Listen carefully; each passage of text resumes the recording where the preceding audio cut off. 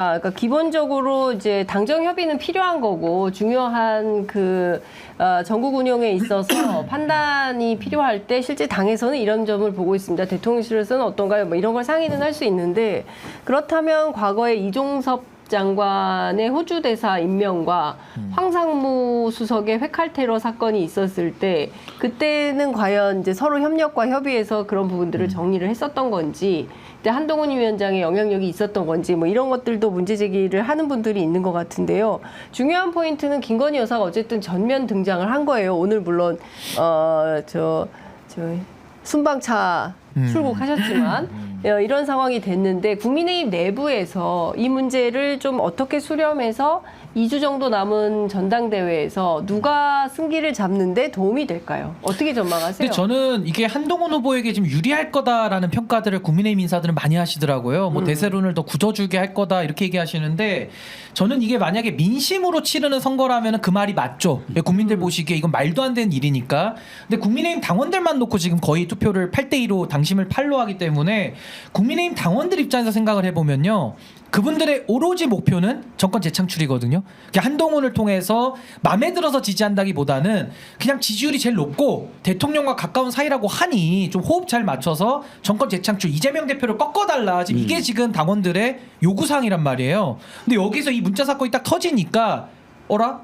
한동훈과 김건희는 이제 막장 싸움까지 갔네. 이제 건널 수 없는 사이 길을 건넜네라고 당원들을 인식하면서 결국 김건희 여사는 윤석열 대통령과 부부기 때문에 한 몸으로 인식할 수밖에 없어요. 그러면 윤석열과 한동훈은 더 이상 회복 불가능의 사이로 빠졌구나라고 당원들은 생각할 수밖에 없기 때문에 네. 저는 한동훈 후보에게 이 사건은 굉장히 불리하게 작용을 할 거라 보고요. 오늘부터 이제 합동 토론회랑 이제 연설회가 시작이 되는데 네. 앞으로 남은 한 15여일 보름간 저는 원희룡 나경원 후보가 이걸 더 공론화시킬 것 같아요. 지금도 문자가 각색된 게 나왔다가 오늘도 무슨 이렇게 문자를 보낸 세부 내용까지 지금 돌거든요. 네. 세부 내용까지 원본은 아니지만 네. 저는 앞으로 이 문제가 더 비화돼서 무슨 녹음 파일이 있으면 녹음 파일도 오픈할 수 있다고 좀 보고요. 앞으로는 한동훈 후보에 대한 문제 제기가 이제는 보수 정체성 논란을 넘어서서 문재인 정권에서 무도한 수사를 했다라는 보수 인사 괴멸론. 전 여기까지 나아갈 가능성이 매우 높다. 그리고 그 역할은 나경원, 원희룡 후보만 하는 것이 아니라 이제는 홍준표 시장까지 외곽에서 네. 이 문제를 더 부각해 나갈 것이다. 전 그렇게 예상을 합니다. 사실 보수 괴멸의 주체를 한동훈 위원장으로 보고 몸통으로 보는 거죠. 그런데 사실 그 팀장은 윤석열 대통령이었잖아요. 그래서 보수 쪽에서는 네. 당시 수사팀장은 한동훈이었다라고 지금 역으로 정보를 막 흘리면서까지 팩트가 아니잖아요. 팩트 아닌데 네. 막 그런 식으로까지 설명을 그거 한대요. 유튜브에서? 한동훈을 치려고.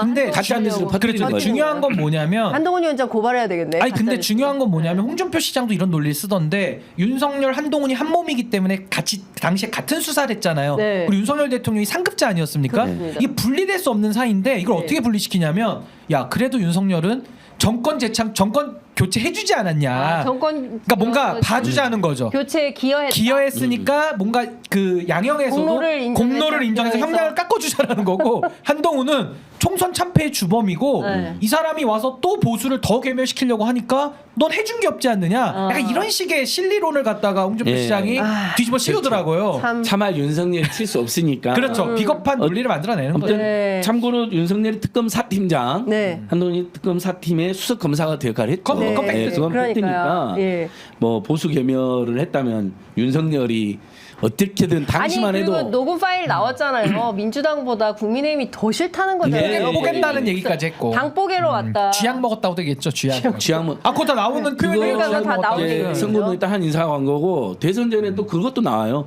박근혜는 내가 그냥 뇌물로 엮어서 집어넣으면 되고라는 표현이 나와요. 그러니까 보수 인사들도 그걸 좀 듣고 판단했으면 좋겠어요. 네. 뭐 박근혜가 죄가 없다는 게 아니라 제가 뭐 박근혜 비리를 연구했던 사람한테 잘 알지만 네.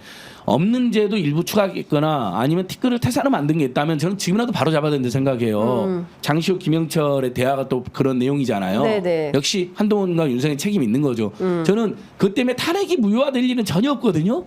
하지만 죄를 하나 추가했다. 네. 자신들의 어떤 수사 기법상 성과를 아예 부풀리려고. 짓밟고 상대를 짓밟아버리고 그 이견 수사에 대한 논란을 잠재우고 성과를 부풀리고 그래서 그렇죠. 충성한 명예와 탐욕을 누리고 권력에다 탐욕을 누리려고 예를 들면 태블릿 PC2 같은 걸 같이 조작했다면 이건 지금라도 바로 잡아야죠. 자, 그러면 박지원 민주당 국회의원은 오늘 라디오에서 이런 얘기했어요. 김건희 여사 문자 논란이 지금 이 시기에 터진 가장 중요한 이유는 죽어도 한동훈 대표는 못 준다, 네. 못 시킨다, 이제 이런 뜻이다. 그러면 당원들이 반 한동훈 전선에 선다고 보시는 거죠. 그러니까 이렇게 보시면 돼요. 지난 그 당무 개입했던 전당대회 있잖아요. 네, 그때는 김기현 김기현 대표. 후보를 4%짜리를 52% 만들었거든요. 네. 그때는 범친윤들까지 영끌을 해가지고 모아서 겨우 1차에 결선 투표 없이 그냥 1차에 50% 넘겨버린 거거든요. 네. 근데 지금은 그 똑같은 당원들입니다. 영끌을 할 수가 없어요. 지금은 그 범친윤들이 각자의 선택에 따라서 분화되고 있거든요. 네. 누가 더 힘이 센지는 뚜껑을 열어봐야 아는 겁니다. 그래서 전 이번에는 1차에서 한동훈 후보가 52%, 그러니까 김기현 후보가 얻었던 범친윤의 영끌 득표율을 전 얻어낼 수는 없는 상황이다라고 전제한다면은 한 40% 온전히 나오겠죠.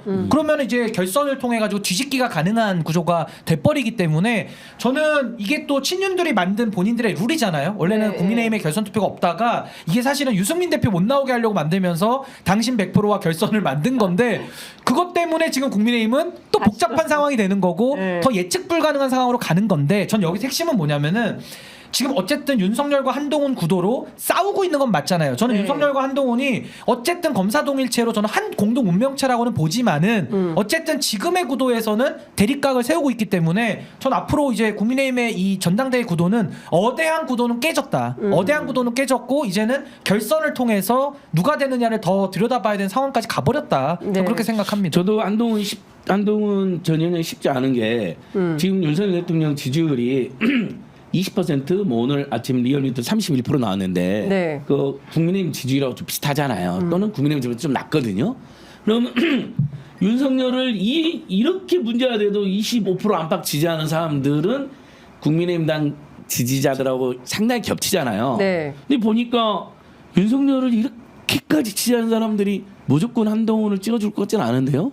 국민의힘 당내 당원들 중에는 그럼 아마 1차에서 골수 윤석열 지지자들이 꽤 있을 텐데 네. 그 사람들이 한동훈 지금 우리 영부인이 보낸 문자까지 싣고 대통령이 경로를 했는데 그냥 찍어주진 않을 거 아니에요. 상당히 표심에 교란이 영향이 생길 것 있을 같아요. 거다. 그래서 지금 보수에서는 한동훈 후보에 대한 이제 프레임을 잡을 때 네. 약간 업그레이드된 이준석이다 이런 표현을 한다는 네. 거예요. 그러니까 업그레이드된 당을 이준석이다. 당을 분탕칠 거다라고 네. 표현을 하면서 네. 뭔가 약간 좀 세련되지. 그러니까 조직 생활을 해본 이준석 버전 네. 이런 식으로 지금 포장을 한다는 겁니다. 그래서 네. 이런 것들이 당원들한테 혹시 전달이 되면 당원들 입장에서는 당정 갈등이라는 거에 대해서 상당히 좀 트라우마적으로 지금 생각을 하고 네. 이게 그냥 윤석열 이준석 갈등 거기에 트라우마가 있는 게 아니라 과거에 이제 탄핵으로 거슬러 올라가서 정권을 빼앗기고 보수가 괴멸됐던 그 어둠의 시절로 이 인식이 올라가는 거거든요. 네. 그렇기 때문에 저는 한동훈 후보에 대한 지지가 전 매우 흔들릴 가능성이 높다. 저는 그렇게 생각합니다. 그러면 1차에서는 3파전이 고르게 뭐 좀 득표할 가능성이 있을까요? 그리고 여기서 나경원 일단 후보 절반 넘는 후보는 없다고 봐야 네. 되고 없다고 봐요. 뭐 한 40%대 하면 원희룡 후보가 또 제일 높을 거 아니겠어요? 그러니까 이렇게 되죠. 그러니까 네. 한동훈이 40%대 한다 그러면 네. 원희룡이 30%대, 네. 나경원이 한 20%대를 하면서 네. 뭐 윤상현 조금 이렇게 네. 이렇게 아마 거의 표를 열어보면 저는 네. 우와 좀 놀랄 정도로 아. 40, 30, 20%대가 딱 형성이 될 수가 3파전으로. 있어요. 예. 3파전. 그래서 뭐 네. 원희룡, 나경원이 합치면 한동훈을 뒤집어 엎을 그럼 수 뚜껑 있는 열어보기 전까지 모르는 거죠. 그런 상황이 표를 될 뚜껑 수 열어봐야 되는 거죠. 예, 예. 예. 그러니까 오늘부터 본격적인 이제 그 정견 발표가 시작이 되고 내일 이제 말씀하신 대로 TV 토론이 있기 때문에 이걸 가지고 집중적으로 토의할 가능성이 매우 높겠네요. 그리고 생각해 보시면 정부 여당이 하고 싶은 게 하나도 없어요. 그냥 하고 싶은 거라고는 권력 유지, 방탄 내지는 이렇게 못함에도 불구하고 또 권력을 네. 재창출하고 싶어하는 건데 네. 지금 여당의 대표를 뽑고 있는데 김건희 여사랑 한동훈의 문자를 가지고 이렇게 싸우고 있잖아요. 거의 막장으로 싸우고 있기 때문에 저는 남은 전당대회 기간도 이 이슈를 더 끌어내릴 다른 이슈는 없다. 저 그렇게 생각합니다. 그리고 영산이 저는 한동훈한테 열받는 게 하나 더 있다고 생각하는데 언론 보도 많이 안 나왔는데 제가 한동훈 인터뷰 직접 들었거든요. 지난 전당대회 때도 부당하고 억지로 개입하지 않았느냐라고 표현을 했어요. 용산 보고들 아니 저놈이 지금 고발까지 돼 있는 사건인데 네. 공수처에서 지금 언제든지 여기서 취소됐는데 지난 전당대회는 김기현 대표. 김기현 전당대회를 네. 직접 한동훈 이야기했다니까요. 제가 김기현 지도부. 듣고 기가 순간 한동훈도 마음이 많이 상했구나라는 느껴졌다니까요. 네. 지난 전당대회 때도 억지로 네. 개입하고 저기 네. 대표에 아, 그건 끌어올리 사실 아닙니까? 솔직히 아니 말하면. 사실인데 네. 그걸 한동훈이 이야기했다는 것은 네. 법률가이고 윤석열의 최측근이었던 사람 법무장관이 했잖아요. 네. 물론 그때는 본인도 법무장관으로서 완전 윤석열 앞잡이하고 김기현 체제에 기여한 사람이 그러니까 한동훈이 문제가 많은 거예요. 네. 이제 와서는 그걸 지적하더라니까. 지적 진짜 있어요 이건. 그렇다면 용산에서는 저놈이 지난 전당대 때 우리 각하가 개입한 걸 고백을 안 해, 자백을 안 해, 그것도 부당하다고 표현해놨어요. 근데 그거는 한동훈이 기회주의적인 처신을 하는 거죠. 그렇죠. 그러니까 당시에 침묵했잖아요. 네, 침묵했어. 그렇죠. 내가 그걸 예. 지적하는 거고. 예. 다만 윤석열이 당시 정납부 위반을 우회적으로 지적했다니까요. 지금도 지가 당하고 있다는 식으로 말하려고. 지금은 다시 또 한동훈 위원장이 저희가 되겠네요. 피해자로서 그때 참 본인이 잘못했다라는 것을 깨닫지는 않겠죠. 아니 근데 더 웃긴 게 뭔지 아세요? 어떤 거예요? 이번에 연판장 사태라고 또 네, 제2의 나왔잖아요. 연판장 이렇게 네. 이름을 붙이던데 네. 연판장 최초에 썼던 게 이제 나경원 후보 못 나오게 한 45명의 그 친윤 앞잡이 의원들이 그렇죠. 연판장을 돌린 거예요. 이거 실명으로. 그때 제 기억에 누구냐면 김영동, 배현진, 장동혁 이런 분들이 있었습니다. 네. 이분들이 지금 한동훈 캠프 가가지고 연판장 돈다고 자기들이 피해자라고 주장하는데 저는 어떤 생각이 들었냐면 아니 당신들이 불과 1년 전에 연판장으로 나경원을 때리고 있었잖아요. 그렇죠. 근데 이제 와가지고는 자기들이 이걸 연판장의 피해자라고 얘기하려면은 자기들이 나경원 때린 걸 먼저 사과해야죠. 네. 근데 그거는 전혀 없고 이제 와서는 연판장 돌리니까 우리가 피해를 본다? 이거 기회주의의 극치 아닙니까? 기회주의 극치예요 진짜. 그런데 저 안진걸 소장한테 네. 그것 좀 여쭤보고 싶었어요. 지금 사실 사람들 사는 게 너무 힘들잖아요. 예. 그러니까 고물가 문제는 뭐 더 제로날 요새 물가 기름값도 조금씩 올랐어요. 그러니까 다시 유류세 인하폭이 줄어들어서 인상했고 기름값도 올랐고. 그러니까요. 예. 그리고 지금 민생 물가 문제 너무 심각하고 월급 빼고 다 오르고 도대체 살 수가 없는 지경. 네. 특히 이제 자영업자들 너무 어렵잖아요. 예.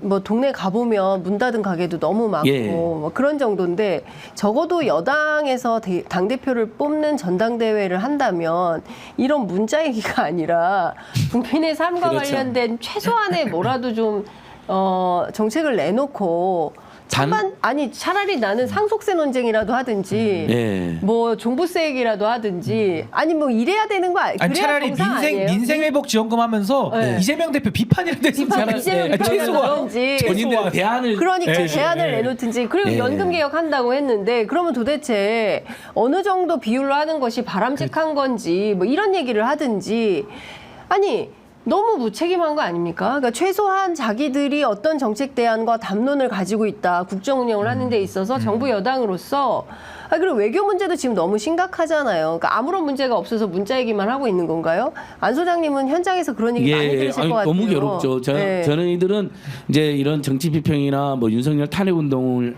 불가피하게 하지만 주로는 민생 문제를 네. 계속 다루니까 지금 외식업 제가 전국에 한 80만 개 되거든요. 폐업률이 22%입니다. 22%? 5개 중에 하나 문 닫아요. 요 우리 장윤선 TV가 있는 여의도에도 네. 그 극동 VIP 빌딩 조국 혁신당 당사 네, 2층에 네. 와보시면 최근에 1층 하나, 위에 3개, 4개가 다 문 닫았어요. 폐점했어요. 와. 유명한 여기 횟집 네. 20년 만에 문 닫는다고 이야기하더라고요. 여의도까지 그래요.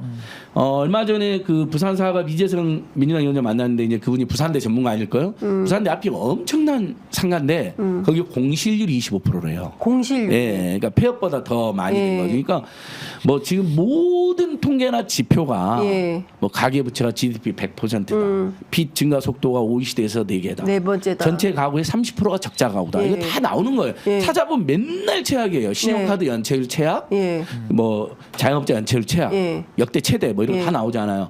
지금 서민들 어떻게 보면 보험 적금 다 깨요. 결혼식도 안 가요. 이제 결혼식 안 가는 게 아니라 못 가는 못 가는 거죠. 축의금도 축의금은 미안하니까 아주 친한 사람이 부담되니까. 아니면 그래서 무슨 거지방 만들어가지고 돈 아끼는 법 연구하고 네. 그다음에 만보기 깔아가지고 지하철 몇 개 정도는 걸어다니면서 만복 오르면 뭐 한 100원 주거든요. 그거 막 받고 그 앱에 다 대유행하고 있거든요. 근데 저는 이번에 너무나 절망스러웠던 게 1인당 20만 원 민생회복지원금. 신인규 변호사님은 저하고도 가끔 이런 걸로 논쟁을 해요. 네. 전체에 다 주는 게 좋느냐 아니면 100% 25만 원보다는 네. 서민 중산층에 조금 더 두텁게 더 많이 주는 주는 게 낫냐. 이런 논쟁은 건강한 논쟁이에요. 예. 일리가 다 있어요. 예. 여러 가지 그 장단점이 있고 우리가 해봤잖아요. 문재인 정부 때도 한 번은 100% 줬고 한 번은 88%만 줬어요. 네. 그때 논쟁이 있었거든요. 근데 갑자기 윤석열이 나타나가지고 뭐 그냥 10억에서 100억 달라고 그러지? 저는 그거 진짜 너무 끔찍했어요. 예. 그건 25만 원이라도 너무 절박해갖고 예. 제발 좀 도와주라. 내 가정이 너무 힘들다. 내 본인이 힘들고 그다음에 자영업자들도 지역화폐로 줘갖고 대기업 안 가고 자기들한테 쓰니까 코로나 때 두 번 해보니까 지역상권 살았다라는 경험으로 절규를 하는데 그냥 100억, 10억 달라 그래라. 그까짓 거 무슨 25만 원 줘, 10억씩, 100억씩 줘버리지. 조롱을 해버리잖아요. 조롱을. 그러니까 한 번도 네. 이자 내는 거나 아니면 뭐 물가 때문에 어렵게 살아본 적이 고통 겪어본 없- 적이 예. 없다라는 모르는 반증이에요. 거죠. 그러니까 철없는 네. 소리예요. 철없는 그러니까 소리. 대통령식이나 돼가지고 어떻게 저렇게 말도 안 되는 그러니까요. 소리를 예를 들면 하나. 그냥 예? 25만 원 달라는 요구도 있는 거 아는데 네. 얼마나 어려우면 그런 말이 나올 수 네. 있겠습니까? 근데 지금 재정 상황상 모두에게 주는 건 어려울 것 같고 네. 야당이나 여당이랑 논의해가지고 뭐 하위소득 50% 정도는 네. 우리가 뭐 지역화폐라든지 또는 지역사랑 상품권을 뭐 지원하는 걸 논의. 그러면 논쟁이 되잖아요. 네. 근데 10억 100억 달라 그래라고 해버려. 근데 본인은 대선 때 또 어떻게 말했는지 알아요? 더 기가 막힌 건 문재인 정부에서 그 중소상권 300만 원 지원금 나갔거든요. 대선 전에. 뭐 문재인 정부가 300만 원 준다는데 그거 받으십시오. 얼마나 도움이 될지 모르겠지만 하면서 우리는 1인당 500만 원, 아니 1000만 원을 준비했습니다라고 발표를 해요. 또 본인 그때 그래서 50조가 나오는 거예요. 소상공인 500만 명에 1000만 원이니까 50조. 그러니까 김종인이 아니 100조도 줘야 된다고 이야기를 해요. 본인들이 필요할 때는 50조, 100조도 막 질러요. 근데 민생회복지원금은 이번에 딱 해봐야 12조입니다. 13조. 얼마든지 마련할 수 있습니다. 물론 계층별로 상향 주거나 대상을 줄이면 더 예를 들면 5조, 6조도 가능하고요. 근데 거기에다가 오세훈 시장은 또 광화문에 110억 태극기 세우겠다고 어제 강행한다고 발표를 하더라고요. 네네네. 무서운 일입니다. 서민들이 안중에 있으면 그런지 못하죠. 그러니까 지금 뭐 그래도 정부 여당이기 때문에 정권을 맡아서 국정 운영을 해야 되는 최소한의 책임감이 있는 사람들이라면 국민들의 어려운 삶에 대한 기초적인 정책 대안을 놓고 토론하는 최소한을 보여줘야 되는데 그런 내용이 전혀 없다라는 생각이 좀 들고 앞서 이제 신 변호사님도 말씀하셨지만 이건 사실 국정 개입 여지가 상당히 큰 거잖아요. 김건희 여사가. 근데 이제 오늘 휙 나가버렸는데 이 문제가 쟁점이 돼서 정치권에 굉장히 중요한 화두가 돼야 되지 않겠습니까? 아니 근데 뭐 어디까지 이거를 숨길 수 있겠어요. 저는 뭐 사실 진실의 힘은 이미 다 밖으로 튀어나오고 있는 상황이고 지금 국민의힘은 가장 위험한 순간인 것이 양진영, 그러니까 범친윤이 분화되면서 서로의 그 끝없는 자기 욕망, 그 권력이 지금 서로 신구 권력이 대충돌하고 있는 그 지점을 지금 거쳐가고 있거든요. 네. 그렇기 때문에 그 욕망을 전 누구도 제어할 수 없을 것이다. 그래서 아까 말씀하신 대로 저는 차라리 집권 여당의 주제라고 하면요. 제가 이제 인구 문제에도 관심이 많잖아요. 아니 지방분권 저는 그 국민의힘 안에 전 동의 못 하거든요. 네. 더 서울을 메가로 만들겠다라는 거 전 동의 못 하지만 네. 아니 그 얘기도 나왔었으니까 네. 아니 그런 얘기라도 좀 하든지 정말 틀린 말이라도 네네. 전혀 국정 운영에는 관심도 없는 사람들이 지금도 윤석열 정권 지키겠다고 저렇게 나서고 있고 또 한동훈이라는 정말 정치 초보 내지는 또 검찰을 세워가지고 또 한 번 권력을 재창출하겠다라는 이 무모함에 대해서 저는 국민들은 정말 뼛속 깊이 마음속 깊숙이 좀 분노하고 있다. 네. 뭐 민생 경제 어려운 건 말할 것도 없고 정말 지금 나라가 완전히 지금 전 어디서 지금 절망하냐면요. 검찰, 경찰, 감사원, 선관위, 권익위, 방통위 모든 국가기관들이 지금 다 동시에 일제히 무너지고 있거든요. 네. 이거 국민들이 이거 어떻게 나라 수습해야 되느냐. 윤석열 대통령 때문에 네. 지금 저는 국민들이 나라 걱정 너무 많이 심하게 하고 있다 이렇게 생각합니다. 그러니까요. 저도 이제 저기 뭐 얼마 전에 해외에 사시는 분이 국내에 잠깐 들어와가지고 얘기했는데 요새 사람들이 앉으면 전부 윤 대통령 얘기한대요. 이러다가 나라 망하는 거 아니냐. 이거 큰일 났다. 그러니까 해외에 살고 계시는 해외 교민들도 지금 대한민국 이거 큰일 났다. 어디로 가는 거냐 걱정들을 많이 하고 있다는 건데요. 그 사실 이것 좀 여쭤볼게요. 김진표 의장 회고록에 예. 이태원 참사와 관련된 대통령의 인식을 알 수 있는 대목이 그 공개가 돼서 논란이 굉장히 커지고 있는데 여당이 이태원 참사 특조위 명단도 제출을 아직 안 했습니까? 이제 했다고 하던데요. 네, 금요일 날. 박근혜 국정농단 변호사 이상철 변호사, 그다음에 뭐 여당 무슨 간부했었던 황정근 변호사 등등해서 뭐 전혀 이렇게 제대로 진상 규명할 것 같지 않은 사람들 늑장 제출하긴 했죠. 네. 이분이 그 네. 윤리위 네, 원장 윤리위 했고 원장 그때 했을 때. 이양희 윤리위원장 할 때 국민의힘 변호했던 변호사입니다. 그렇죠. 예. 그러니까요. 그 근데, 아니 저는 요 추천을 늦게 하고 네. 그다음에 진상 규명에 적극적이지 않을 것 같은 사람은 이미 예상했으니까 그걸 그 어려움 뚫고 이제 이태원 참사 진상 규명해야 되는 건데 그 김진표 의장 말 관련해서 윤석열이 진짜 했다고 저는 다시 확신하게 됩니다. 네. 왜냐하면 그 똑같은 생각을 한 이진숙을 임명했잖아요. 그러니까 완전히 극우 극단주 유튜브만 보고 음모론에 푹 빠져 있는 사람들이 지금 이 정권을 장악을 하고 있는 겁니다. 김치환도 그렇잖아요. 인재개발원장. 네. 윤석열은 전쟁을 지금 결심했다잖아요. 그걸 대놓고 지금 유튜브로 올리는 사람이에요. 핵전쟁 그것도. 이런 사람들이 지금 요직이 계속 늘어나요. 김영호 통일부 장관. 예. 네, 김용호도 그렇고. 근데 정말 똑같이 이진수 MBC KBS가 사람을 불러 모았다는 식으로 써놨잖아요. 근데 그때 당시 보도 보면 이제 코로나 끝났고 사람들이 여기저기 축제에 모일 것 같다. 그러니까 대책 잘 세우라는 보도예요. 야 신난다 이태원으로 놀러 가자는 보도가 아니에요. 맞습니다. 공영방송 그런 방송을 어떻게 합니까? 특정 축제를 뭐하러 홍보를 네. 합니까? 아니 그리고 그때 뭐 MBC, JTBC, KBS 대통령이 좌파 언론이라고 낙인 찍은 세계 매체뿐만 아니라 YTN, 연합뉴스 TV 모든 언론이 사람이 많이 모일 수 있기 때문에 예. 조심해야 된다는 그럼요. 예고 방송을 하는 거였어요. 그 말이 너무 안 되는 게 그 전주에 세계 음식문학 축제가 이태원에서 있습니다. 맞습니다. 용산 거기는 사람이 더 많이 몰려들었습니다. 네. 더 많이 몰려들었는데 용산구청이 공무원들로 질서 유지를 잘해가지고 한 명도 안 다쳤어요. 우리 국민들이 바라는 건 바로 그거거든요. 네. 사람 많이 모이는 게 문제가 아니라 집회든 축제든 우리 국민들이 다 권리잖아요. 경찰 몇십 명만 공무원 몇십 명만 사전에 있었으면 한 명도 다치지 않았을 걸 왜 안 했냐라고 이야기하는데 MBC KBS가 한 적도 없는데 MBC KBS가 사람 모아갖고 고의적으로 그런 사고를 유도했다. 그래서 뭐 기름 뿌려가지고 넘어졌기 때문에 내진탕이겠지. 윤석열 현장에 진짜 그러잖아요. 정말 맞잖아요. 아직도 저는 지금도 못 잊어 그 충격을. 사람들 넘어지는데 딱 사태되면서 여기서 많은 사람들이 죽었어.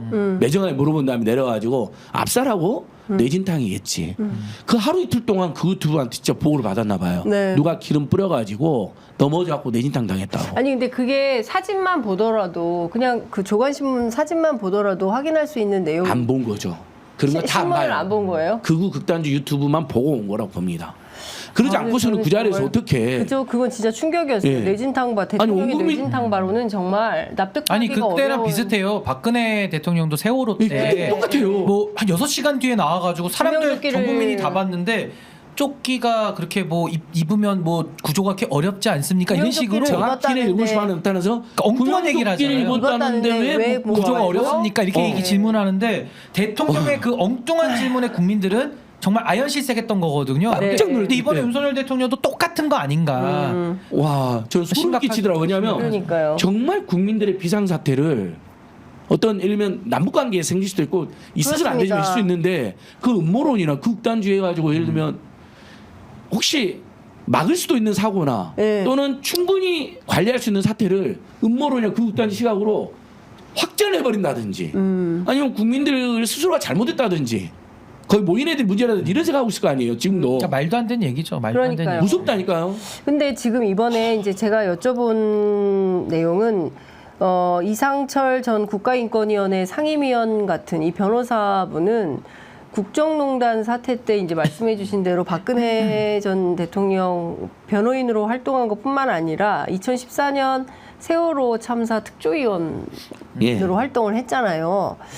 이제 이런 분이 그때도 문제가 많고 말도 많고 일종의 방해 그러니까 방해하러 가는 진상규명을 거죠. 방해하러 온 거냐라는 논란이 있었는데 이번에도 같은 경우라고 한다면 과연 국민의힘이 추천한 인사 그리고 이태원 참사 특별법을 통해서 진실규명을 하겠다는 진정성이 있는 거냐 이 의심해봐야 되는 거 아닙니까, 안 소장님? 당연히 벌써 엄청난 의심과 비판이 나오죠. 네. 그래서 저는 차라리 잘 됐다. 윤석열이 제가 음모론 이 사람도 주장할 거 아니에요. 네. 주장해서 이참에 특조위가 오래 걸리지도 않습니다. 극단주의하고 윤석열, 이진숙이 조사한 거 해가지고 조사해보니 윤석열, 이진숙 등이 주장한 거 모두 거짓이었다고 공식 발표를 해줬으면 좋겠어요. 안 그러면 이 사람들은요. 네. 지금 5.18 40년 지났는데도 음모론 북한이 했다고 그러잖아요. 영원히 그럴 사람들입니다. 계속해서.